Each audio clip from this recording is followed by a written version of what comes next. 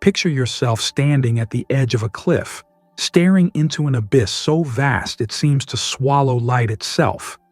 The wind howls around you, carrying whispers that sound eerily like your own doubts and regrets. Your legs tremble, not from fear of falling, but from the paralyzing uncertainty of what lies beyond the leap. This is not just a physical precipice. It is the threshold of every choice you've ever hesitated to make, every dream you've silenced because the cost of failure felt too high. Now ask yourself, what holds you back? Is it the void itself, or something deeper within you? This is the truth no one wants to admit. Fear does not live in the shadows outside us. It resides in the marrow of our bones, woven into the fabric of who we are. It disguises itself as caution, masquerades as wisdom, and convinces us that staying still is safer than moving forward. But here's the paradox. While fear claims to protect us, it is quietly suffocating the very life we long to live. Take Sarah, for instance, a woman whose story may feel hauntingly familiar. By all accounts, she had built a life many would envy, a stable career, a cozy apartment, friends who adored her. Yet beneath the surface there was a gnawing emptiness. Every morning she woke up with a knot in her stomach, dreading the monotony ahead. She dreamed of starting her own business, a boutique cafe where art and coffee intertwined. But the thought of leaving her secure job paralyzed her. "What if I fail?" she whispered to herself late at night, as if the darkness could offer answers. And so, year after year, she stayed put, trading the thrill of possibility for the comfort of predictability. But why? Why do we cling to safety when it feels like shackles more than sanctuary? Why do we let fear dictate the boundaries of our lives? The answer begins to emerge when we look closer at history, at human nature, at ourselves. Picture another world centuries ago where survival depended on vigilance. Our ancestors lived under constant threat, predators lurking in forests, rival tribes encroaching on their territory, diseases without cure.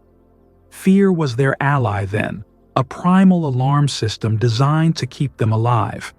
It taught them to avoid danger, to seek shelter, to prioritize immediate needs over distant desires. In those days, fear saved lives. Fast forward to today, however, and the landscape has shifted dramatically. The saber-toothed tiger has been replaced by deadlines and debt, social rejection, and existential dread, yet our brains haven't evolved fast enough to catch up. That same ancient wiring now misfires, turning minor inconveniences into catastrophes and harmless risks into insurmountable obstacles. What once protected us now imprisons us. Think about James, a young man navigating the labyrinth of modern dating apps. He swipes endlessly, hoping to find connection, yet sabotages every opportunity that arises. When someone shows genuine interest, he retreats, convinced they'll see through his flaws and reject him anyway. His fear isn't rational. It's rooted in a childhood spent seeking approval from parents who were never satisfied. But knowing its origins doesn't free him. Instead, it traps him further, convincing him that love is dangerous and loneliness is safe. And then there's Maria, a retired school teacher who spends her days watching television, reluctant to step outside her home. Her husband passed away 5 years ago, and though grief lingers, it's not the sole reason for her withdrawal. Beneath her quiet demeanor lies a terror of being invisible, irrelevant, forgotten by a world that moves too quickly to notice her. So she stays indoors, clinging to routines that shield her from judgment but also rob her of joy. These stories aren't isolated. They're reflections of a universal struggle. Each of these individuals carries a version of the same question. How can I move forward when fear pulls me back? How can I trust myself when doubt clouds my vision? How can I embrace uncertainty when certainty feels so scarce? Yet perhaps the most unsettling question of all is this: What happens if you don't try? If you continue to let fear dictate your choices, shaping your reality in ways both subtle and profound? Will you wake up one day, decades older, wondering where the time went and whether you truly lived at all? Fear, you see, is not merely an emotion, it is a force, a shadowy architect designing the blueprint of your life. Left unchecked, it builds walls around your potential, narrows the corridors of your dreams, and locks you inside a prison of its own making. But here's the thing about prisons. Even the strongest ones have weak points. Even the darkest cells have cracks through which light can seep. So how do we begin to dismantle the fortress fear has constructed within us? How do we reclaim the pieces of ourselves it has stolen? These questions lead us to the heart of the matter, to the roots of fear and the pathways to freedom. But first, we must understand why fear wields such power, how it infiltrates our minds, and why breaking free requires more than willpower alone. Before we proceed, pause for a moment. Look inward. Ask yourself, where does fear reside in your life? What shape does it take? What price are you paying to keep it at bay? Why does fear hold such dominion over us? To answer this, we must journey into the labyrinth of the human psyche, a place where shadows dance with light, where ancient instincts collide with modern complexities. Here, fear is not merely an emotion, but a living entity, shaped by millennia of evolution, societal conditioning, and personal experience. It whispers in tongues both primal and sophisticated, convincing you that its counsel is wise even as it leads you astray. Picture Carl Jung sitting across from you in his study, pipe smoke curling like ghostly tendrils around his words. He would tell you that fear is not just external, it is deeply embedded within what he called the shadow, the part of ourselves we refuse to acknowledge or accept.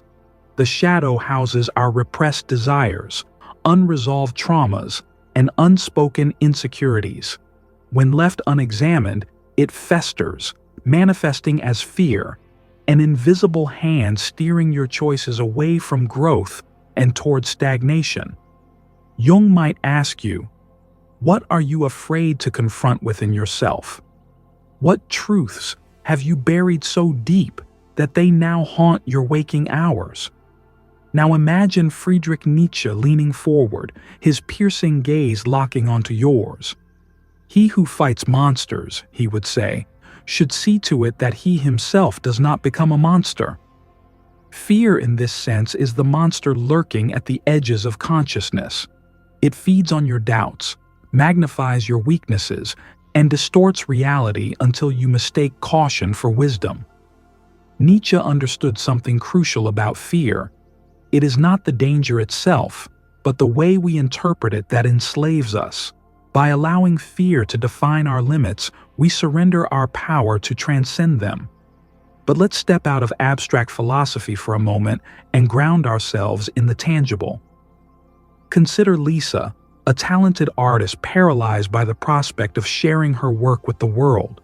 Every brushstroke feels like a confession, every canvas a mirror reflecting her deepest vulnerabilities. She fears rejection, ridicule, the possibility that her creations will be dismissed as unworthy. Yet beneath these surface-level anxieties lies a more profound truth. Lisa fears exposure.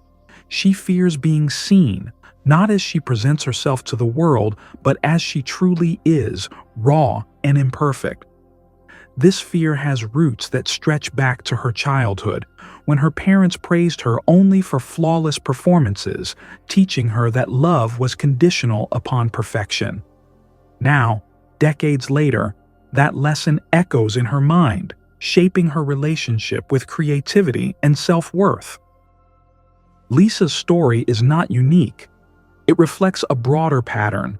Fear often originates in moments of vulnerability, amplified by cultural forces that prioritize conformity over authenticity. From an early age, society teaches us to avoid failure, suppress emotions deemed inappropriate, and conform to ideals that rarely align with our true selves. We learn to equate worthiness with achievement, happiness with external validation, and safety with avoidance of risk. These lessons embed themselves in our subconscious, forming neural pathways that reinforce fear-based thinking. Arthur Schopenhauer offers another lens through which to view this phenomenon. He believed that life oscillates between pain and boredom, a pendulum swinging endlessly between suffering caused by desire and emptiness born of fulfillment. Fear, in this framework, is the mechanism that keeps the pendulum in motion. It compels us to pursue goals while simultaneously warning us against the risks involved. Success brings fleeting satisfaction, followed by new fears of losing what we've gained. Failure plunges us into despair, reinforcing the belief that taking chances is inherently dangerous. Either way, fear ensures that we remain trapped in its cycle. To understand how deeply ingrained this cycle is, consider the role of cognitive biases, mental shortcuts that distort our perception of reality. One such bias is the negativity bias, which predisposes us to focus on potential threats rather than opportunities. Evolutionarily speaking, this made sense. Detecting danger ensured survival. But in today's world, where physical threats are rare and psychological ones abound, this bias skews our decision-making. A single criticism can overshadow countless compliments. The specter of failure looms larger than the promise of success. Over time, these skewed perceptions solidify into habits of thought that perpetuate fear. Cultural narratives further entrench these patterns. Think about the stories we consume daily: movies, books, news headlines, all saturated with tales of catastrophe and conflict. While these narratives captivate our attention, they also normalize fear as a default state. Advertisements exploit this conditioning, selling products under the guise of protection. Buy this insurance policy, use this app, wear this mask. Even technology designed to connect us often amplifies anxiety. Social media platforms create echo chambers where comparison thrives, fostering envy, inadequacy, and fear of missing out, FOMO. In this digital age, fear isn't just personal, it's collective, woven into the fabric of our interconnected lives. Yet perhaps the most insidious aspect of fear is its ability to disguise itself as virtue. Viktor Frankl, survivor of Nazi concentration camps and author of Man's Search for Meaning, observed that suffering ceases to have meaning when it becomes avoidable. Fear convinces us that avoiding discomfort is noble, that playing it safe is prudent. But Frankl knew better. He saw firsthand how individuals could find purpose even amid unimaginable horror. For him, the antidote to fear was not escape, but engagement with life, with others, with the search for meaning. He might challenge you to ask, are you running from fear because it threatens your comfort or because it challenges your courage? At this point, you may feel the weight of these insights pressing down on you. You see how fear operates, not just as an isolated emotion, but as a complex web spun from biology, psychology, culture, and philosophy. You recognize its fingerprints on your own life, its influence on your decisions, relationships, and aspirations. But understanding fear is only half the battle. Knowing why it exists doesn't automatically free you from its grip. The real question remains: how do we break free? How do we untangle ourselves from this intricate web without unraveling entirely? The answers lie in confronting the mechanisms that sustain fear, the cognitive traps, emotional triggers, and societal scripts that keep it alive. Only by exposing these hidden forces can we begin to dismantle them. Before we proceed, take a moment to reflect. What patterns of fear govern your life? Which voices, internal or external, dictate your actions? And most importantly, are you ready to challenge them? Imagine walking through a city at night, its streets illuminated by flickering lampposts. Shadows stretch and contract with every step, distorting familiar shapes into something unfamiliar, almost menacing. You know logically that these shadows are harmless illusions, yet your pulse quickens, your senses sharpen, and an unease settles in your chest. This is how fear operates, not as a roaring beast, but as a whispering specter, shaping your perception without you even realizing it. Fear's power lies in its invisibility. It doesn't announce itself with fanfare. Instead, it infiltrates quietly, slipping through cracks in your awareness until it becomes indistinguishable from reality. Cognitive biases, neurological wiring, and cultural conditioning act as silent architects, constructing a labyrinth of assumptions and reactions that keep you trapped. To escape, you must first learn to see the walls around you, to recognize the subtle forces that have been steering your thoughts, emotions, and behaviors all along. Let's begin with cognitive biases, those mental shortcuts that evolve to simplify decision-making but often lead us astray. Take the availability heuristic, for instance, a bias that causes us to overestimate the likelihood of events based on how easily examples come to mind.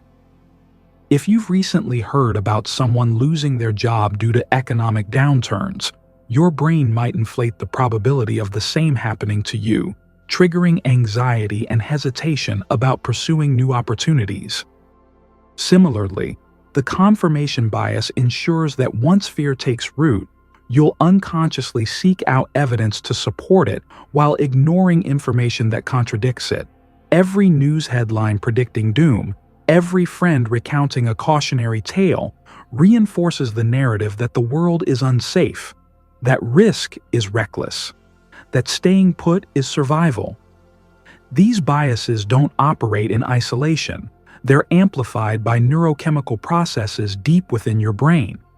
Consider the amygdala, that ancient almond-shaped structure responsible for processing emotions like fear and anger.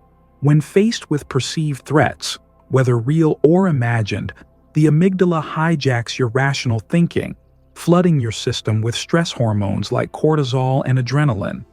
Your heart races, your muscles tense, and your focus narrows to immediate survival. In moments of genuine danger, this response can save your life. But when triggered repeatedly by minor stresses, a critical email, a social gaffe, a looming deadline, it creates a state of chronic hypervigilance, leaving you perpetually on edge.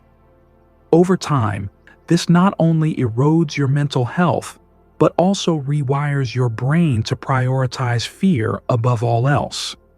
Now zoom out further, beyond individual psychology, to examine the societal scripts that embed fear into the collective consciousness.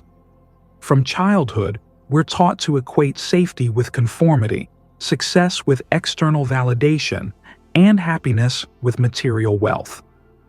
These narratives aren't inherently malicious.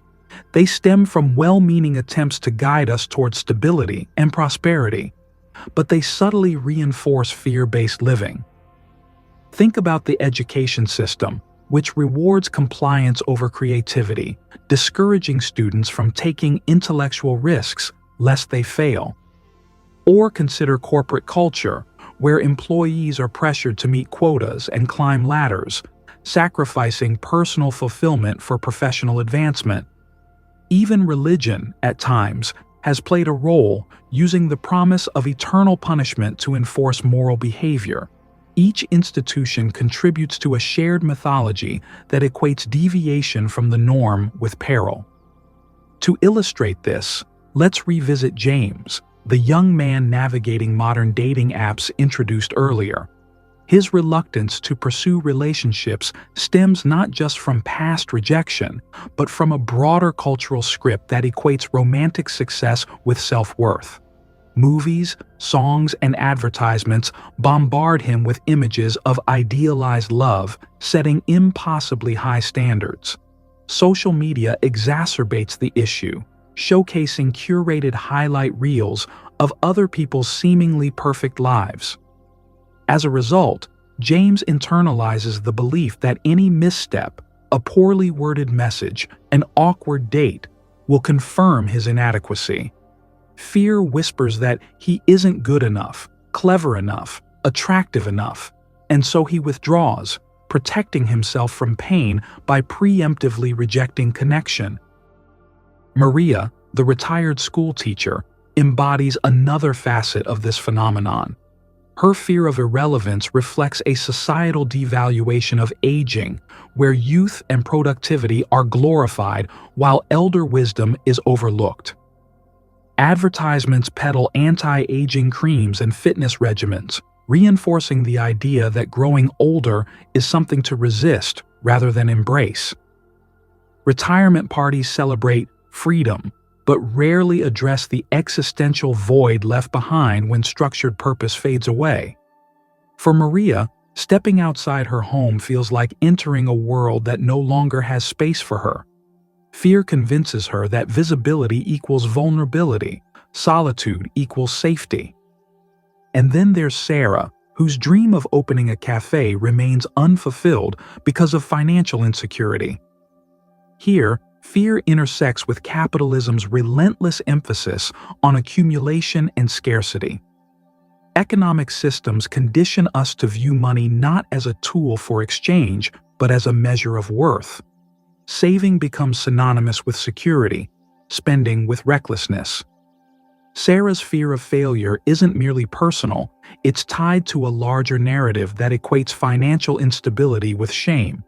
So she stays tethered to her stable job, trading passion for predictability, convinced that playing it safe is the only responsible choice.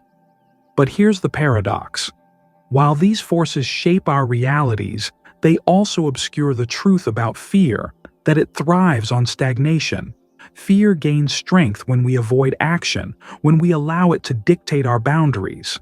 The more we yield to its demands, the tighter its grip becomes. And yet, breaking free requires more than willpower alone. It demands a radical shift in perspective, an understanding that fear is not the enemy but a teacher, revealing the areas where growth is most needed. Jean-Paul Sartre, philosopher of existentialism, might frame this struggle differently. He argued that humans are condemned to be free, burdened by the responsibility of creating meaning in an indifferent universe. Fear, in this context, arises not from external threats, but from the overwhelming weight of choice. Each decision carries the potential for both triumph and disaster, forcing us to confront our own agency. Sartre would urge you to embrace this discomfort, to recognize that freedom and fear are two sides of the same coin. Only by accepting the inevitability of uncertainty can we begin to wield our freedom wisely. So how do we dismantle the structures that sustain fear? How do we rewrite the scripts that limit our potential? The process begins with awareness, identifying the cognitive traps, neurological loops, and cultural narratives that keep us bound. But awareness alone is insufficient. We must also cultivate tools to challenge these forces, to rewire our brains and reshape our beliefs. Before we delve into those tools, pause for a moment. Reflect on the ways fear has shaped your life. Which biases cloud your judgment? Which societal messages echo in your mind? And most importantly, are you willing to question them? Imagine standing before a locked door, its surface etched with symbols you cannot decipher. Beyond it lies everything you've ever desired: freedom, purpose, fulfillment. But the key seems lost forever. Then, suddenly, you realize the truth. The lock was never real. The chains binding you were forged not of iron but of illusion, crafted by fear to keep you trapped in its narrative. To step through that door is to shatter the myth of imprisonment, and discover that liberation has been within your grasp all along. This is the crux of the matter. Fear thrives on deception.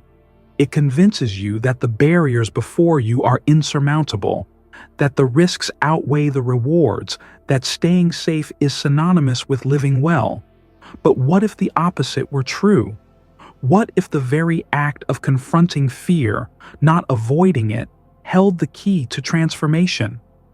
This radical shift in perspective challenges everything we've been taught about survival and success.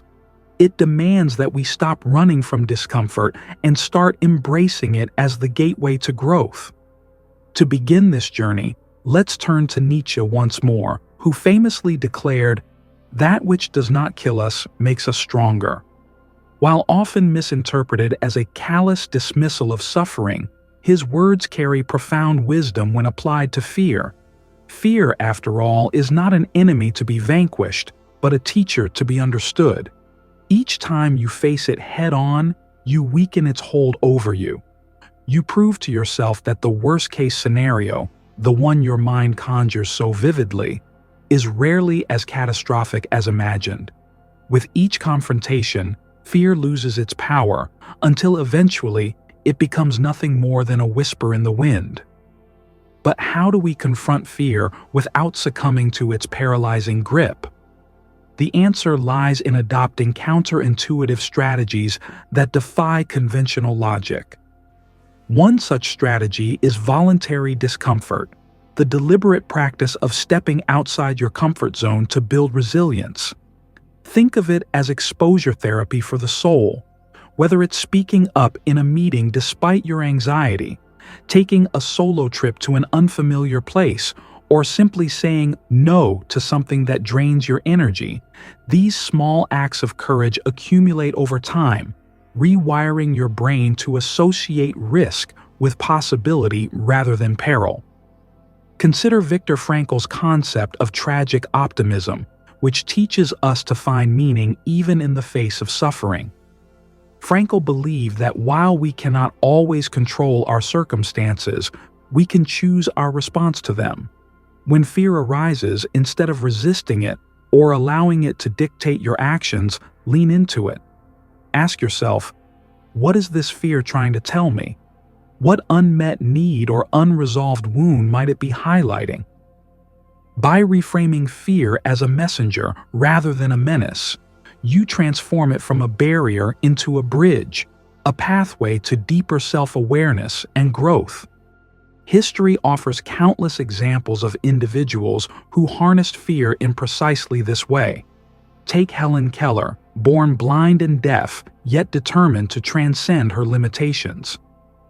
Her greatest obstacle was not her physical condition, but society's assumption that she was incapable of leading a meaningful life. Instead of succumbing to despair, Keller embraced her challenges, using them as fuel for her advocacy work. She once wrote, "Although the world is full of suffering, it is also full of the overcoming of it." Her story reminds us that fear is not the absence of hope, but the precursor to triumph. Or consider Nelson Mandela, who spent 27 years imprisoned for his fight against apartheid. During those decades of confinement, he could have allowed bitterness and resentment to consume him. Instead, he chose to view his imprisonment as an opportunity to deepen his resolve, to meditate on the future he wished to create. Upon his release, he emerged not as a broken man but as a beacon of reconciliation and peace. Mandela's legacy underscores a vital lesson. Fear only wins when we allow it to define us. When we refuse to let it shape our identity, we reclaim our agency. These historical figures demonstrate that breaking free from fear requires more than individual effort.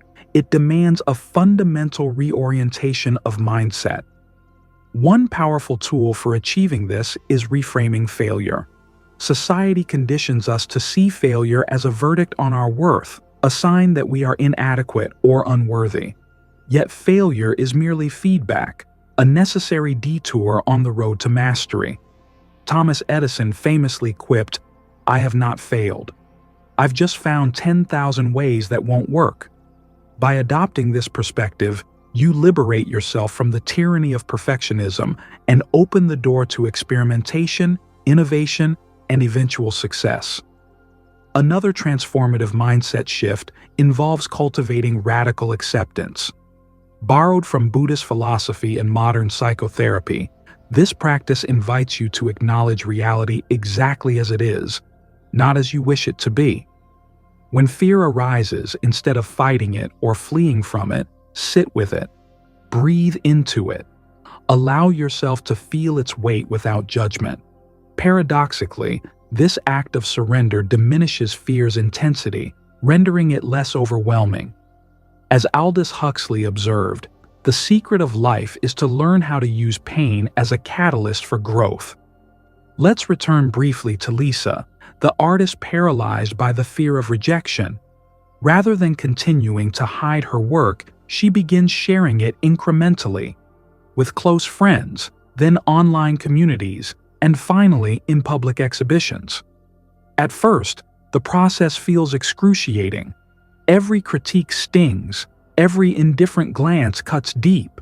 But slowly, she notices a shift. The more she exposes herself to vulnerability, the less terrifying it becomes. She learns to distinguish constructive criticism from baseless negativity, to celebrate progress over perfection. Over time, fear no longer dictates her choices.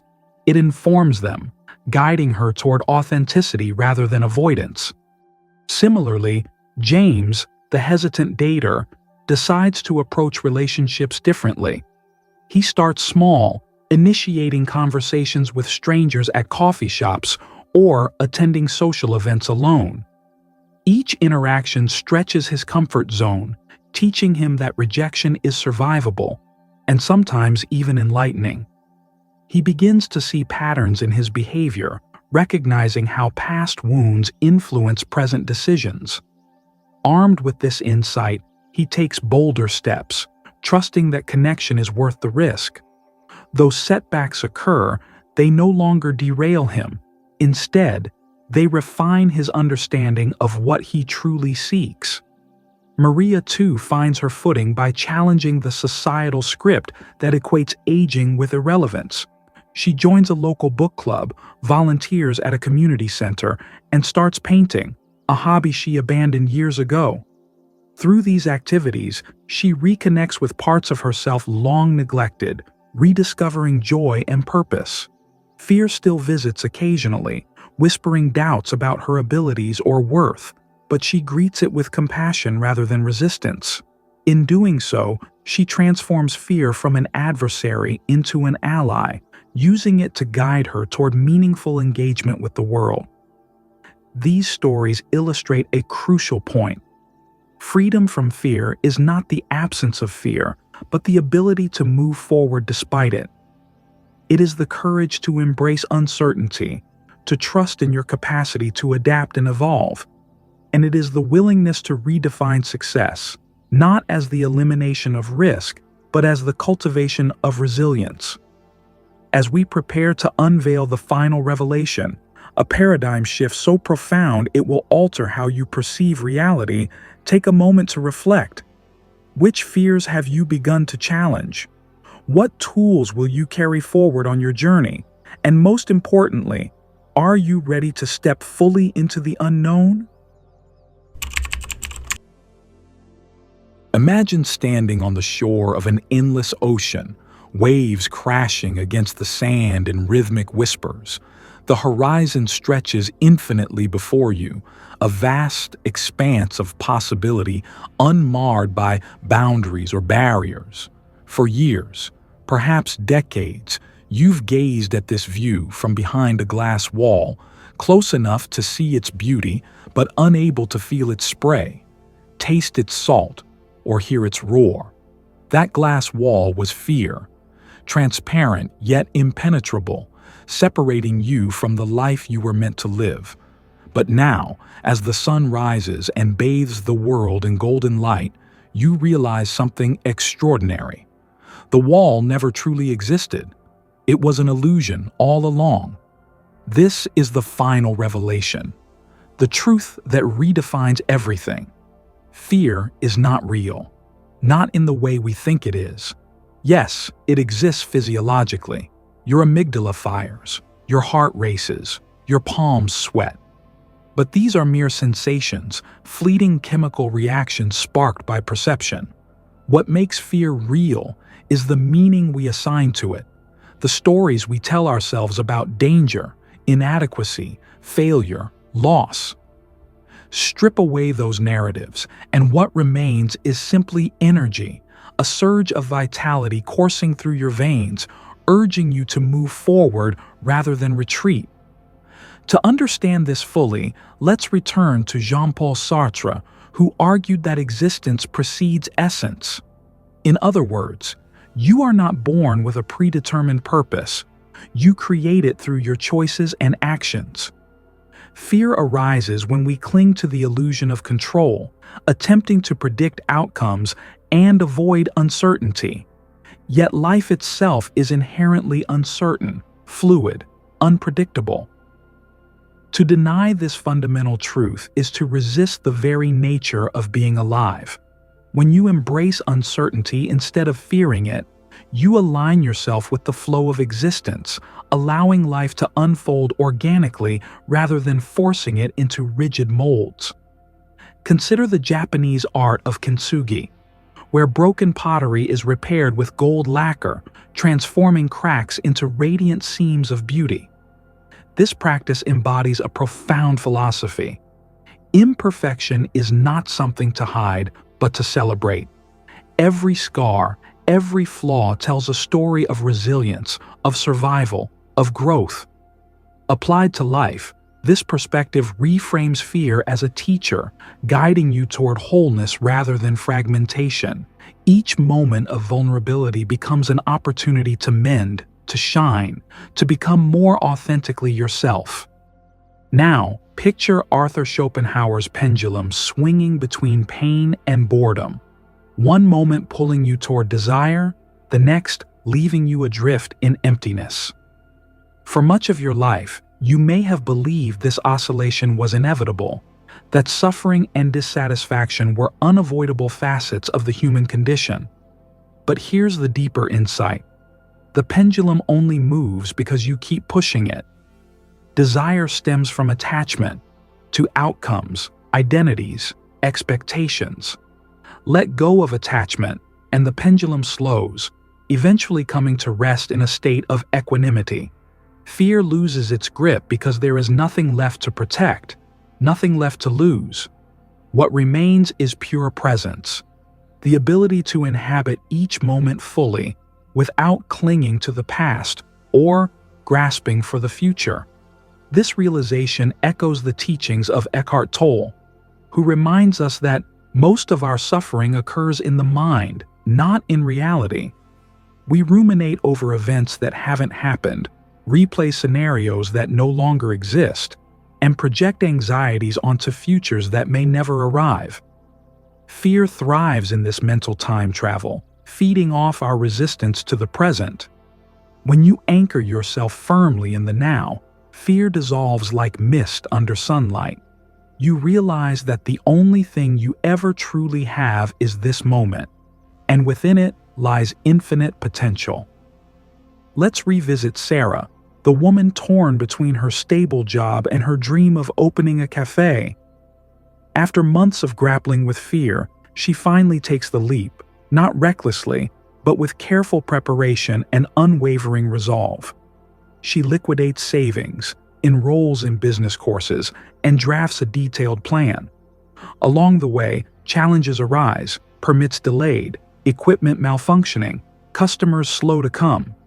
Yet each obstacle feels less like a setback and more like a puzzle to solve. Why? Because Sarah has shifted her focus from outcome to process.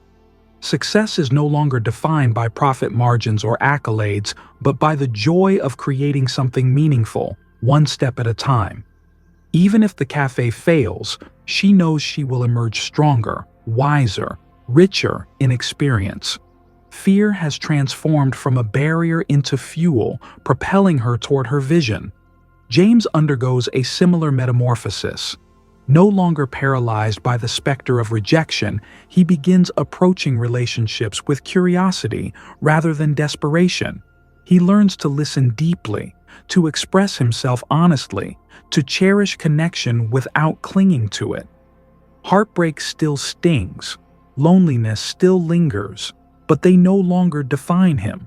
Instead, they remind him of his humanity, his capacity to love and be loved. Fear becomes a companion rather than a captor, nudging him toward authenticity rather than avoidance. And Maria? She discovers that aging is not a descent into irrelevance, but an ascent into wisdom. Her paintings gain recognition not because they're technically perfect, but because they pulse with emotion, with lived experience. Strangers stop her at exhibitions to share how her work resonates with their own journeys. Young artists seek her guidance, inspired by her courage to pursue passion late in life. Fear, once a shadow looming over her days, becomes a catalyst for reinvention, proving that creativity knows no expiration date. These transformations reveal a universal truth. Freedom from fear is not about eradicating it, but transcending it. It's about seeing fear for what it truly is, a construct of the mind, a projection of ego, a mirage obscuring the boundless landscape of possibility. When you stop running from fear and start embracing it, you unlock a level of consciousness few ever reach.